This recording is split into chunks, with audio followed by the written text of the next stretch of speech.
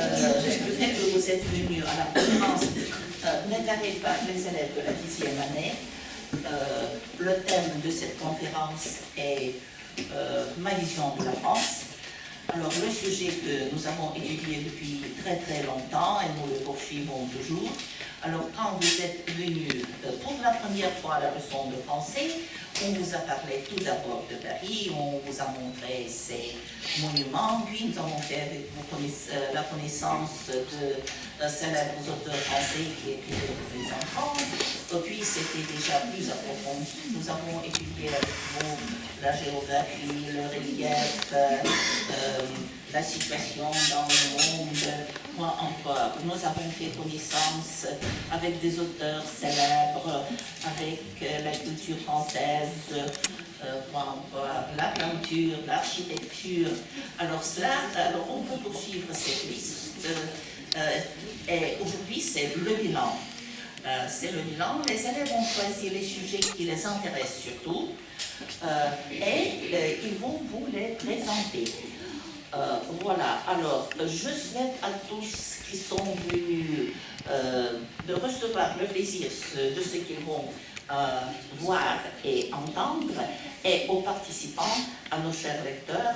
Alors je souhaite la réussite, alors que ça soit bien. Alors bon courage. C'est notre Tatiana qui va animer cette conférence, pas moi. Je passe la parole à Tatiana. Elle vous racontera comment ça va se passer. Tatiana, s'il te plaît, je vous remercie.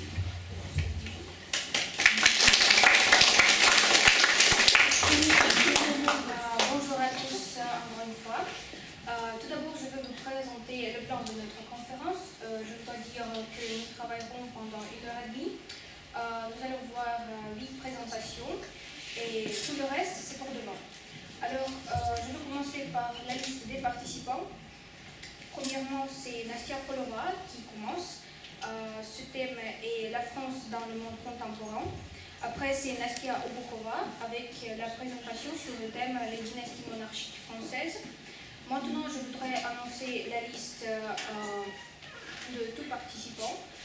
C'est Asya Perikova, Yana Shurkina avec Lise Ruchnova. En plus, Katia Straikova, Sacha Durina, Nastia Diakova. Et enfin, c'est Dasha Safonova avec sa présentation. Pour le moment, cela suffit. Alors, je passe la parole à Nastia Polova.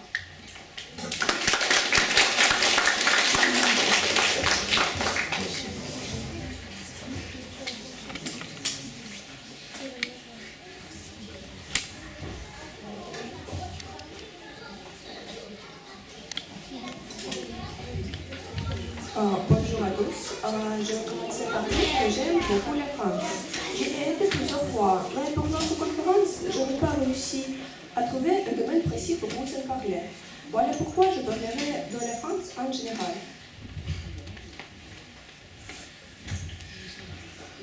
La France est une république constitutionnelle, unitaire, ayant un régime parlementaire à tendance présidentielle. La majeure partie du territoire et de la population est située en Europe de l'Ouest. La France comprend également plusieurs régions et territoires répartis à travers le monde, le Temps et le Don. La République française a pour capitale Paris. Pour langue officielle, le français et pour monnaie, l'euro. Sa devise est liberté, égalité et fraternité. Le drapeau est constitué de 3 bandes verticales, bleu, blanche et rouge. Son hymne est la Marseillaise.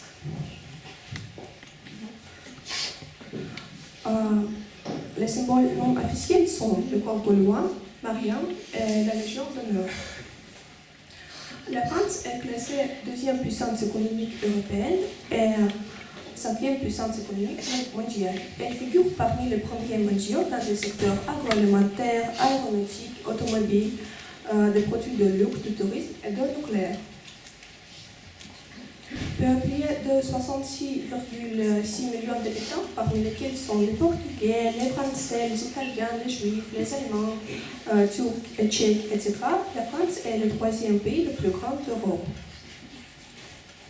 La France métropolitaine est située à l'une des extrémités occidentales de l'Europe. Elle est bordée par la mer du Nord, par l'océan Atlantique et la mer Méditerranée et la Manche.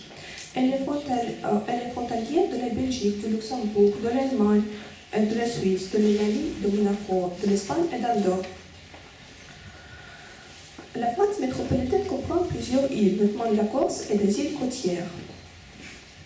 La France a passé plusieurs périodes historiques, préhistoire, antiquité, crise et transformation du royaume de France au Moyen-Âge, Renaissance, la monarchie, les siècles des révolutions et les deux guerres mondiales.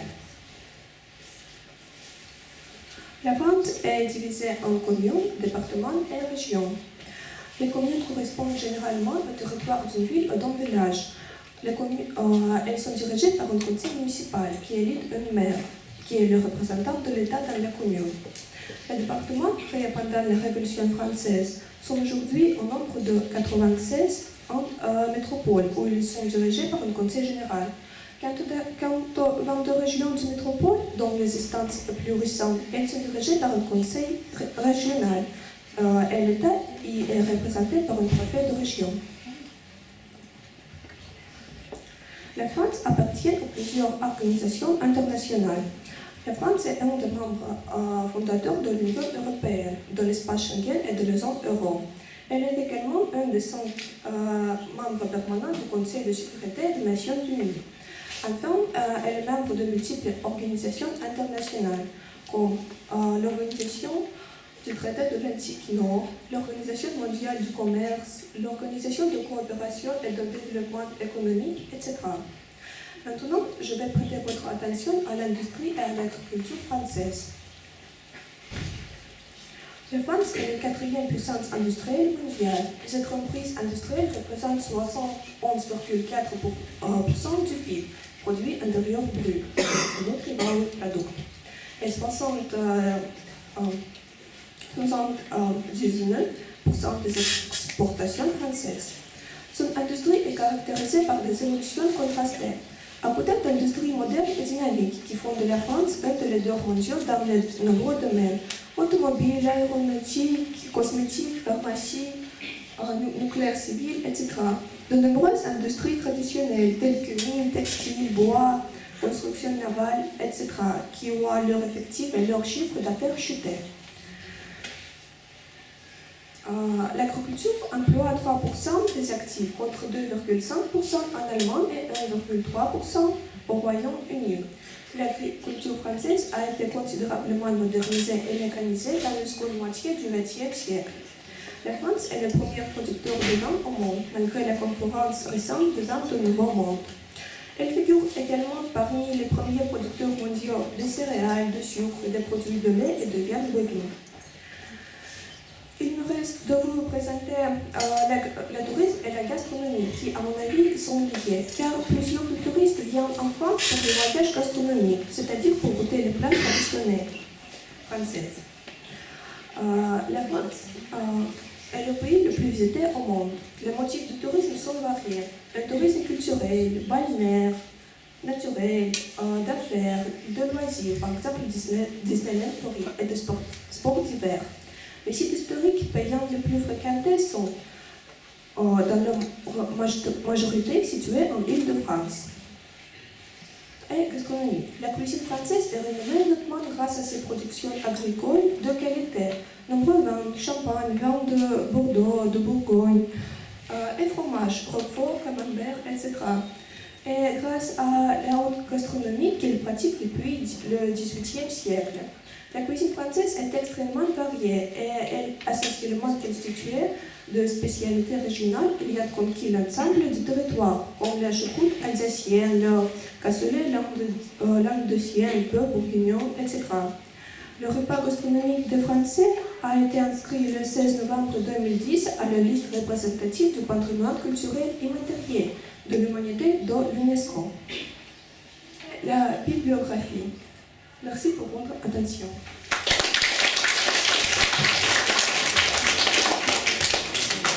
On remercie beaucoup Nastia pour sa présentation très intéressante. Maintenant, c'est Nastia Obukhova avec la présentation sur le thème des dynasties monarchiques françaises. Nastia, c'est ton tour.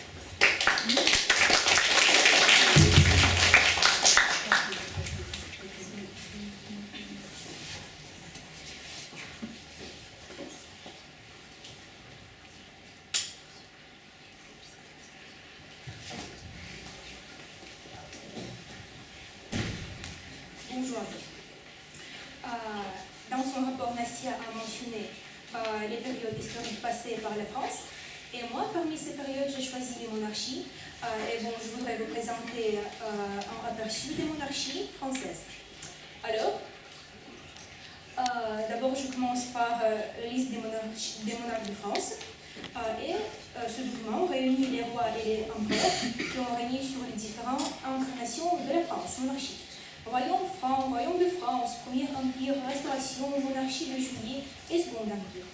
La date de naissance de France est l'avènement de Louis Ier. Alors, il y a une liste avec une chronologie précise. La première dynastie est les Mérovingiens. Ici, vous voyez l'arbre généalogique de cette dynastie. Le premier roi est Philippe Ier.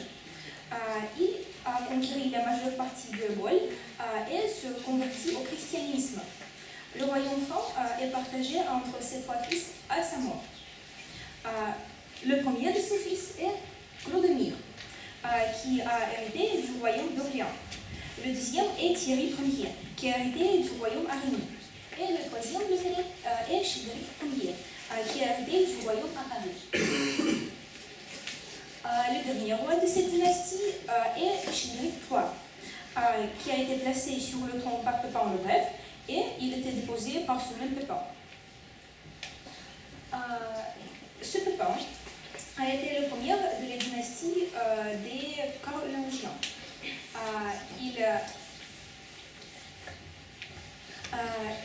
La zone d'influence des Pépins serait le territoire favori des Carolingiens, région de Liège, Aix-la-Chapelle et Cologne.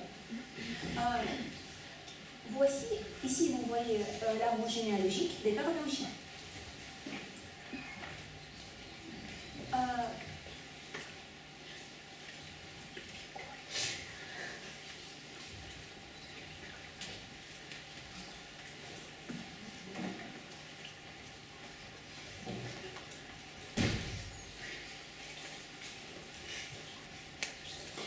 Pépin le Bref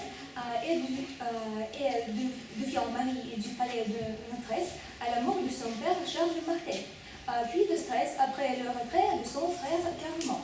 Il dépose Childéric III et est élu des rois de France en novembre 741. Louis Ier, ou Louis le Pieux, ou le Débonnaire, était fils de Charles-Manche et Hildegard de Lanzot. Il a été couronné par empereur occitan, associé par son père le 11 septembre 813. Et il a été sacré par le pape Étienne IV à Rémy. Il a été épousé par son fils le père.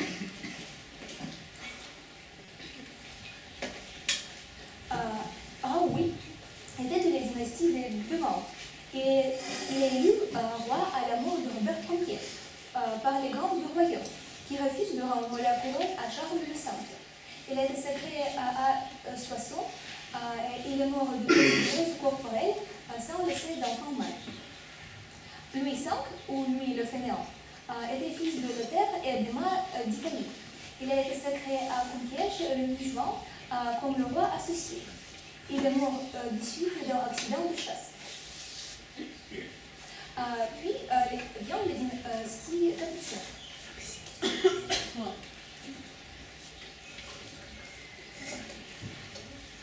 Charles le Bel a été sacré à Rémy le 2 février 1322. Il est également roi de Navarre sous le nom de Charles Ier. Il est le dernier capétien de la Grande Chaume. Puis ce sont les Valois. C'est l'arbre généalogique des Valois.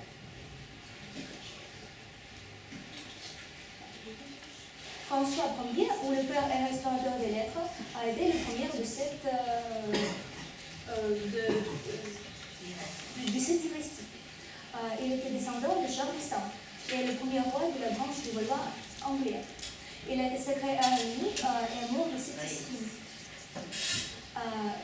Puis je dois parler du massacre de Saint-Barthélemy,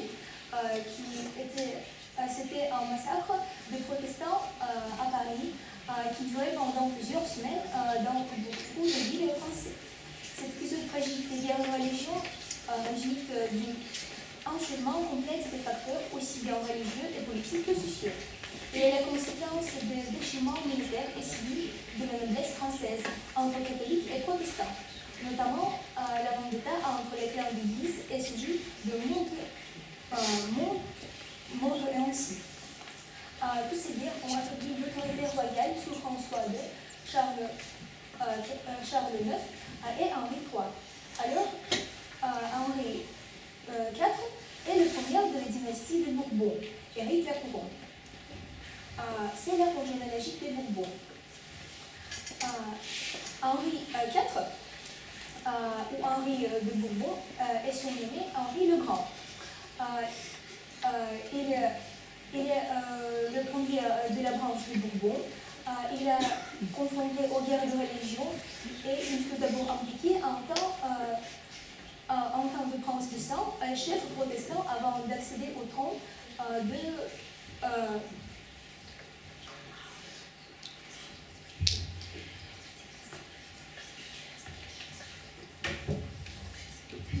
de France. Il a été baptisé catholique à sa naissance, mais il a dû changer plusieurs fois la religion pour être accepté comme roi de France. Il a mis fin à 2 décennies de guerre de religion. Et il a préparé une guerre contre l'Espagne, mais il a été assassiné par un fanatique japonais à Paris.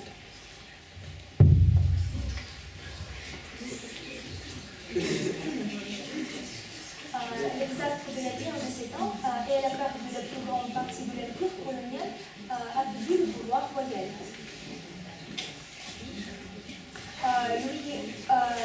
Louis XVI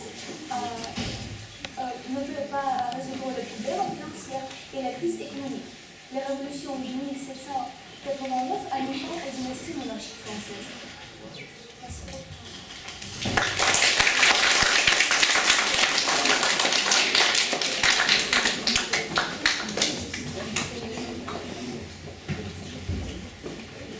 Merci beaucoup Nastia, j'espère que vous avez aimé cette présentation. Alors maintenant c'est Asia Karekova avec sa présentation sur la chanson française. Asia.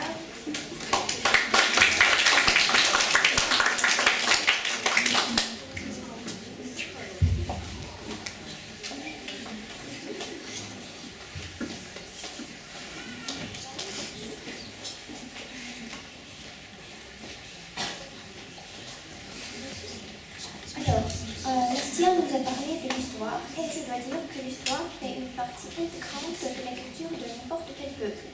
Et l'autre part de la culture qui est très importante, c'est la musique. Voilà pourquoi je voudrais vous parler maintenant de la chanson française. La chanson française, c'est quoi? L'expression chanson française désigne depuis 1945 un genre musical qui se définit d'abord par la mise en valeur de la langue française, avec la référence à des maîtres et modèles hérités de la littérature française poétique et par opposition aux formes dominantes anglo-saxons de l'industrie musicale. De source historique de la chanson française, grand poète souche.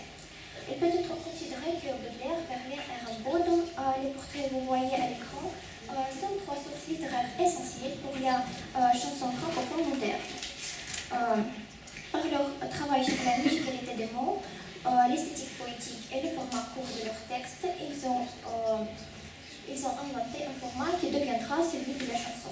Ces poèmes ont été chantés par de nombreux artistes, au premier rang desquels est Léo Ferré, dont beaucoup de chanteurs ultérieurs reprendront les mises en musique.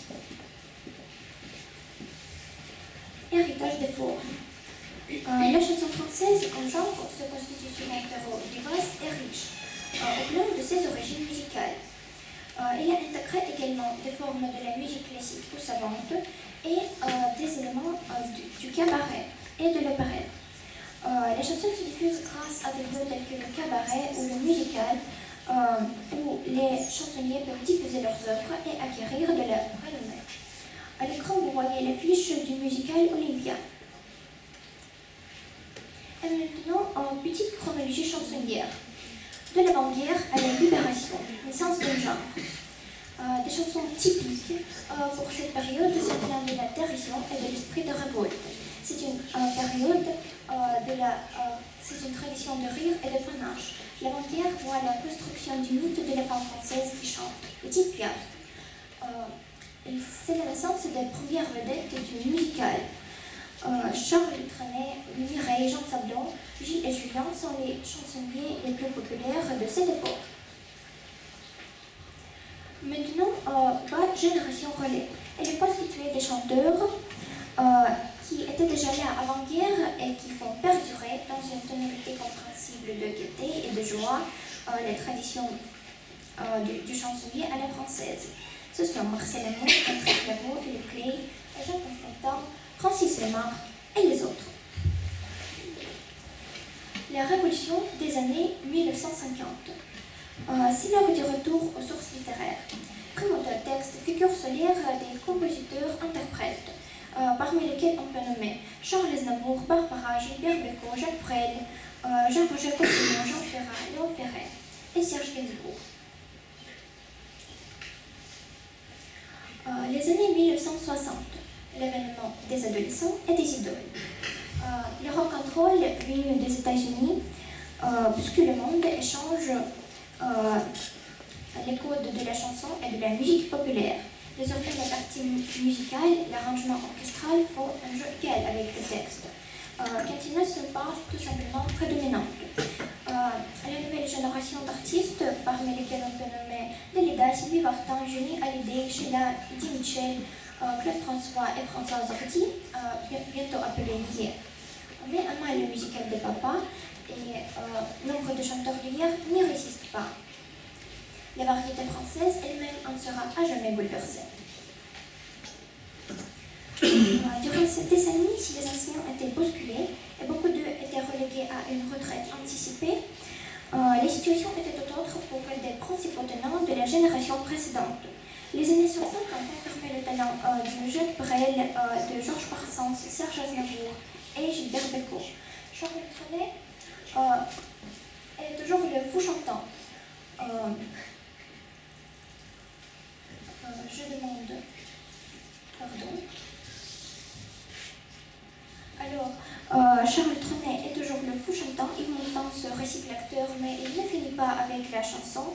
Edith Piaf disparaît en 1963 et devient à jamais la grande dame de la chanson française.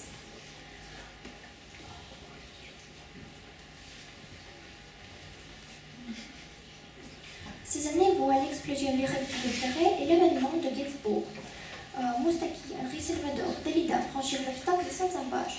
Mireille Mathieu, Pierre Perret, Salvatore Adamo, Dieu Dassin se font, entre Lillet et Aîné, se font une place dans le paysage de la chanson.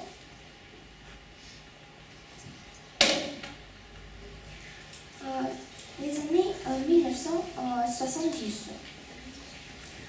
Entre consécration et révélation.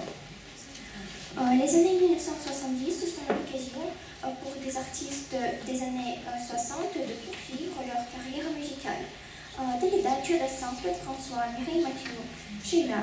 C'est également la décennie des duos célèbres, par exemple Dalida et Richard Saint-Germain, Sylvie Vartan et Johnny Hallyday, ou encore Sheila et Ringo. Les années 1980 voient l'apogée de plusieurs artistes, solistes, groupes très marqués, aux influences musicales très marquées par la pop anglaise. Citons Camille Balavoine, Mylène Farmer, Jean-Jacques Goldman, Jules Pietri et Jeanne Marc. Les années 1990, comme une renaissance. La renaissance de la chanson française correspond à un retour de texte. Ce mouvement est désigné sous le terme de nouvelle scène française et se nourrit de la crise de l'industrie du disque, des compromissions esthétiques des médias de masse, du retour des personnalités civiles et des shows, moins de son que de sens. Les représentants les plus célèbres sont Patricia Cass et Jeanne Birkin, qui était la femme de Serge Gainsbourg pendant 2 ans et qui chantait toujours en duo avec lui. Et maintenant, je voudrais parler un peu d'Edith Piaf, qui reste sans doute le visage de la chanson française. Piaf, dont le prénom est Edith Johanna Gaston, est née le 19 décembre 1915 à Paris, d'un père contorsionniste et antipodiste et d'une mère chanteuse de rue. À partir de 7 ans, petite Edith participait au spectacle de son père. C'est à cette période qu'elle a commencé à chanter. À partir de 15 ans, Edith gagnait sa vie en chantant dans les rues et dans les clubs. Quand elle avait 20 ans, un patron de cabaret l'a remarqué et il l'a fait débuter. Déjà en 1938, Piaf était une grande vedette de musique hall. Alors vous voyez la photo de petite Edith et la photo d'Edith Piaf à l'âge déjà adulte. Pendant l'occupation française, Edith continuait de donner des concerts. À la Libération, la chanteuse, en tournée en Allemagne, se laissait photographier avec des prisonniers français des Stalags et ces clichés servaient de retour en France à la fabrication de faux papiers pour faire passer ces prisonniers comme des membres de son orchestre et permettre à plus de 100 d'entre eux de regagner la France en s'évadant. Alors, à l'écran, vous voyez des photos d'Edith Piaf avec des prisonniers français des Stalags. Début 1963, Piaf a enregistré sa dernière chanson, L'homme de Berlin. Connue par ses talents d'interprète, elle était également parolière. Elle a écrit au total 87 chansons. Parmi les chansons interprétées par Edith Piaf, les plus connues sont Il m'a l'amour, Non, je ne regrette rien, Mon légionnaire, Mélor, La foule, Mon Dieu et la pianiste. Et maintenant, je vous propose d'écouter un fragment de la composition Je ne regrette rien par Edith Piaf, qui est à mon avis sa chanson la plus célèbre. Attendez un moment s'il vous plaît.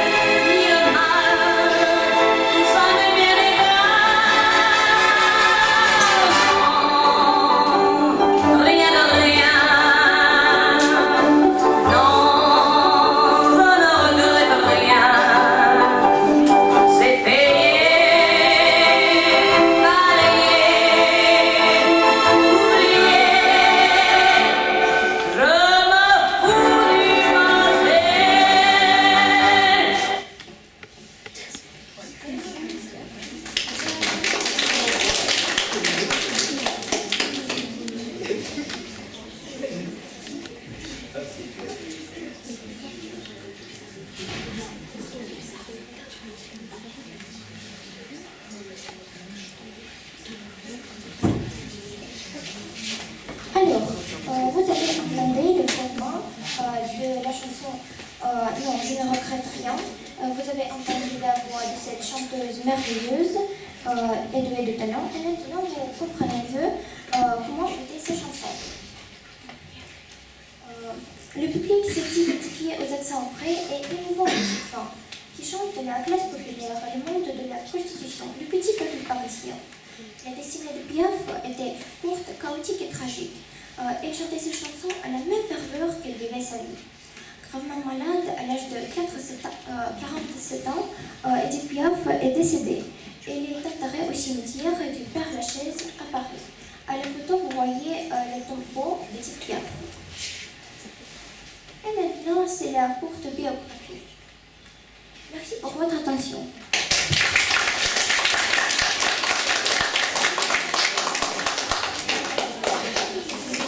Merci beaucoup Asia pour ta présentation très intéressante. Maintenant, c'est le thème très intéressant pour tous les jeunes, c'est les bandes dessinées. La version de la bande dessinée francophone, c'est par Shulky Megan et Rochino Remise. Bonjour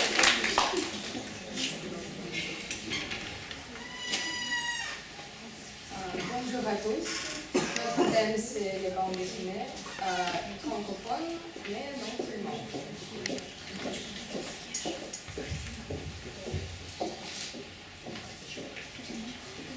Bonjour à tous. La France, pour nous, la France, c'est une BD, ou la bande dessinée. La bande dessinée est un art souvent dessiné comme le 9e art. La bande dessinée est une succession d'images organisées pour raconter une histoire et présentée de façon diverse en planche, en illustré et en album, etc.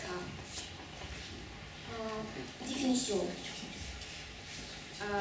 Il est coutume de distinguer la bande dessinée et les bandes dessinées. Cette distinction est mise en lumière par Francis Lacassagne. En France, il existe 3 termes pour définir les BD ou les bandes dessinées. Le comics qui vient du comic et qui est associé spécifiquement aux super-héros américains, surtout de l'univers Marvel. Le manga qui est associé aux bandes dessinées japonaises dont il est devenu un synonyme et parfois même défini tout en genre. Et la BD qui est utilisée dans le monde francophone, mais surtout en France et en Belgique, qui est devenu les pionniers de la BD dans les années 60. La BD est un art du dialogue au même titre que le théâtre, au même titre que le cinéma, mais également un art du dessin qui est moins valorisé que la peinture et qui a en plus le tort d'être coloré. La BD est considérée comme le 9e art qui s'adresse à toutes les générations, au jeune public ainsi qu'aux adultes. Les BD deviennent des best-sellers et les revenus de leur temps peuvent dépasser 200 millions d'euros par an. La structure. L'univers de la bande dessinée ne se réduit pas à un simple canevas d'images. C'est la mise en valeur, une histoire en mouvant d'une technique propre. Sans donner toutes les modalités du genre, voici les 3 piliers sur lesquels s'édifie la bande dessinée. La bulle. Également nommé ballon, la bulle est le signe distinctif le plus immédiat de la BD. Indispensable pour fondre les dialogues au dessin. Il faut cependant bien le traçage au dessinateur, en effet, il contraint souvent la logique de l'image. Brisant un décor, plaçant en perspective et déséquilibrant le plan. L'onomatopée. Si la bulle ou les bandeaux rendent compte du texte, les dessinateurs ressentent aussi la nécessité d'exprimer des sons et adoptent l'onomatopée. Celle-ci s'enferme dans la bulle, l'onomatopée se transforme également en icône liée au son. Et le cadre. La BD se distinguait de l'illustration par le récit. La page est divisée en plusieurs bandes. Chaque bande comporte un certain nombre de cases. Le choix du cadre qui borne chaque image est donc fondamental puisqu'il retentit sur l'organisation de la page tout entière. Carré ou rectangulaire. Dans les premiers journaux, le cadre s'élève assoupli, en cercle, en losange, en parallélisme, etc. De la famille Frenouillard, histoire en images du Père Christon, publié dans le titre français, illustré de 1899 à 1893. À la modernité graphique et auteur s'attachant à créer tous les concepts et formels de l'Obapo, la bande dessinée n'a jamais cessé d'évoluer. La bande dessinée est née dans l'année 30 du 19e siècle en Suisse et était diffusée via des revues et des journaux satiriques. Puis, elle s'est développée aux États-Unis et ensuite elle est revenue en Europe. Dans les années 30 du XXe siècle, la Belgique est devenue la première capitale de la BD en langue française. Les pics du succès, Tintin et Spirou, qui sortent dans ces années-là, envoient leurs héros dans un pays exotique et fictif, tel que l'on décrit dans l'esprit des stéréotypes occidentaux. La victoire sur le nazisme a relancé la fantaisie des dessinateurs franco-belgiques et la nouvelle Europe avait besoin de nouveaux héros. Moi, je vais te parler de l'essai international de la bande dessinée. L'Institut international de la bande dessinée et de l'image, situé en Angoulême, est un établissement public et commercial créé par le département de Charente, le ministre de la Culture français, la ville d'Angoulême et la région Poitou-Charentes consacrée à la bande dessinée et aux images.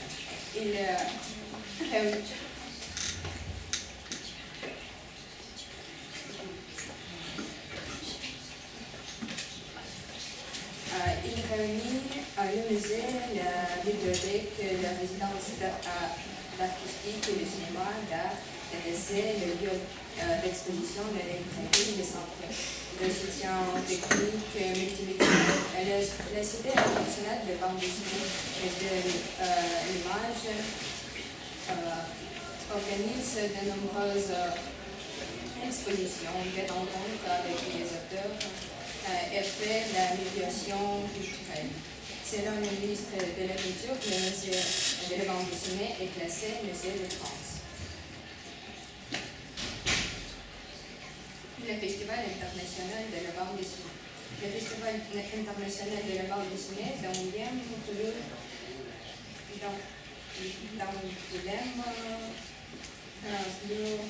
communément appelle le Festival d'Angoulême. C'est le principal festival de bande dessinée francophone et le plus important festival européen en termes de notoriété et de rayonnement culturel. Il est lieu tous les ans en janvier depuis 1974.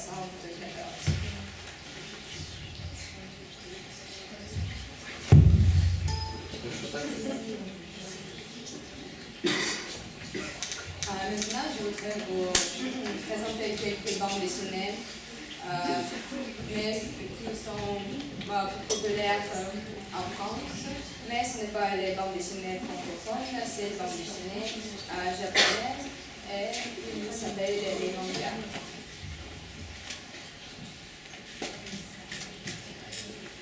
La bande dessinée française.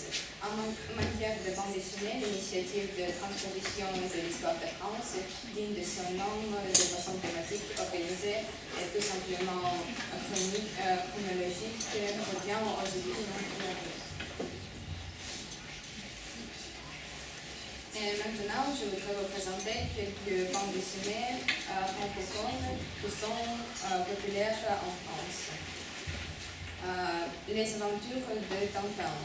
Tintin, c'est sans doute le personnage de bande dessinée francophone le plus connu au monde. Charles de Gaulle a même dit de lui qu'il était son seul véritable rival international. C'est certain, et c'est certain les jeunes reporters que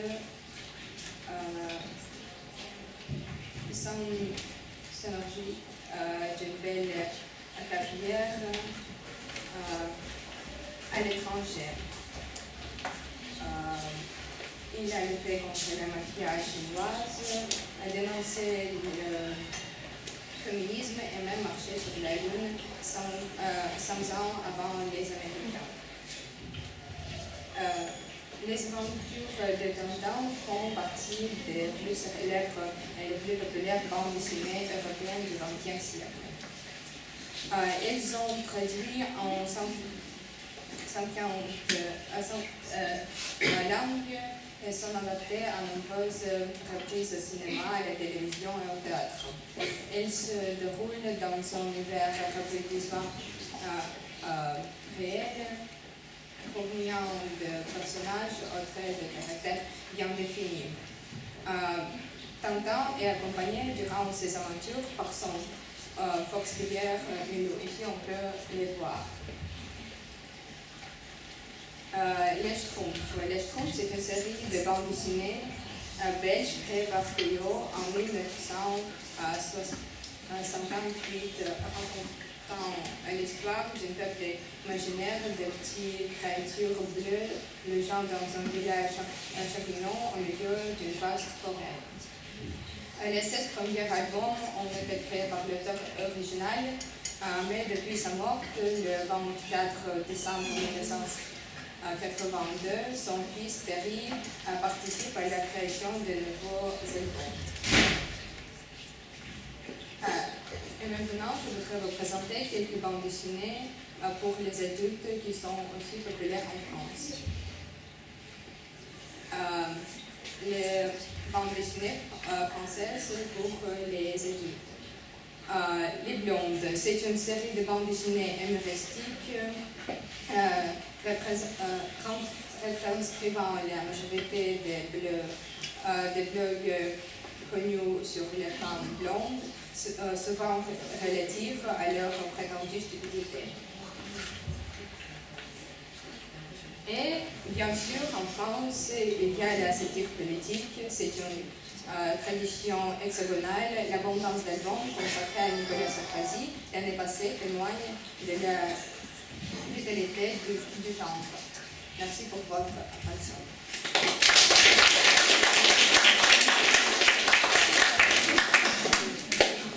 Merci beaucoup les filles.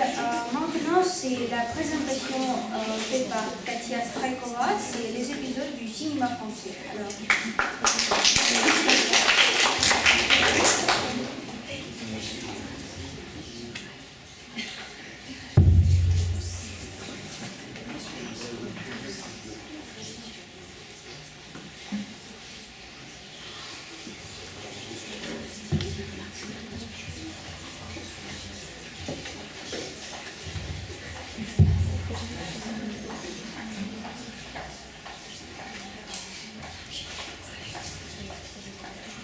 Bonjour à tous. Les filles ont parlé de la bande dessinée. Je continue. C'est le cinéma. En français. Alors, le cinéma français occupe une place privilégiée dans le cinéma mondial. On peut dire que le cinéma français est le plus politique d'Europe, avec 261 films français sortis en 2010, et la majorité d'entre eux est dessinée avant tout à la télévision. On sait que ce sont les frères Lumière qui ont rajouté le premier film. Mais à vrai dire, c'était Émile Renaud. C'était à la fin du 19e siècle, pendant les années héroïques des débuts du cinéma. Émile Renaud appelait ces films des pantomimes lumineuses. Elles duraient de 1 à 5 minutes chacune. Le théâtre optique d'Émile Renaud permet de projeter des images animées.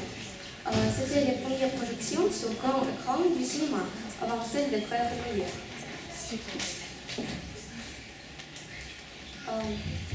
Et puis, c'était deux Français, deux frères, Auguste et Louis Lumière, qui étaient les premiers à trouver un appareil permettant à la fois de capturer les images et de les projeter à tous.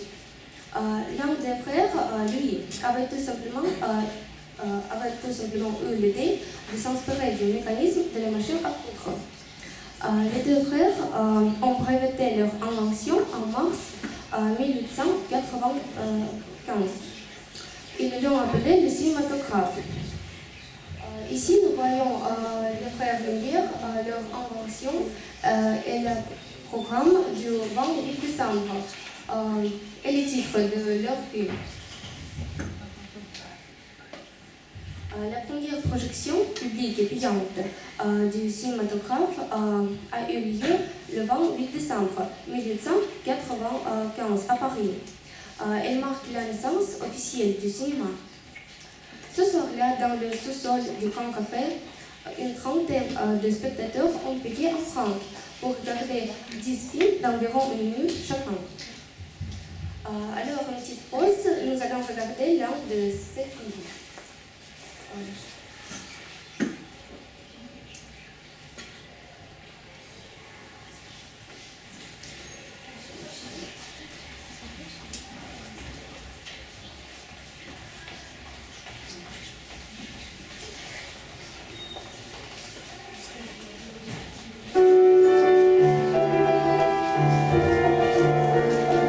Alors, nous voyons en grand, en gare de la Ciotat, ville près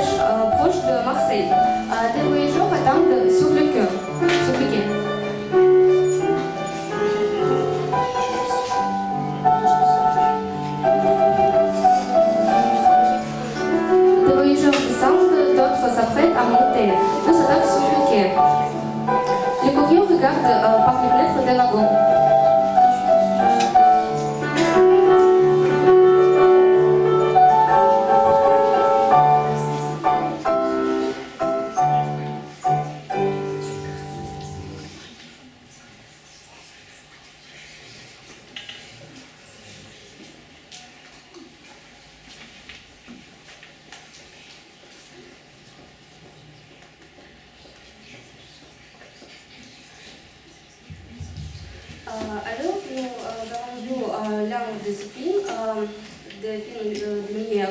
C'était leur premier film et il porte le titre L'arrivée d'un train en gare. Alors, le cinéma français pendant l'occupation allemande, les années 1940-1945. C'était une période très difficile et aussi difficile pour le cinéma français. Mais la qualité cinématographique reste remarquable. Pendant le conflit, on a tourné un chef-d'œuvre, Les Enfants du Paradis. Et certains acteurs s'imposent alors comme d'immenses stars prestigieuses et populaires.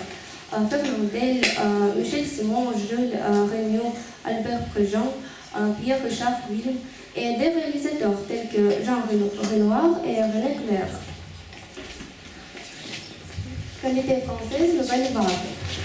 En 1946, on a créé le Centre national de la cinématographie pour organiser et soutenir le cinéma français. Il est placé sous l'autorité du ministère de la Culture. Le Festival de Cannes. Le Festival de Cannes est créé en 1939, mais la première édition était en 1946, parce que le lancement était repoussé par la guerre. Ce festival s'est affirmé très rapidement comme le plus prestigieux des festivals cinématographiques.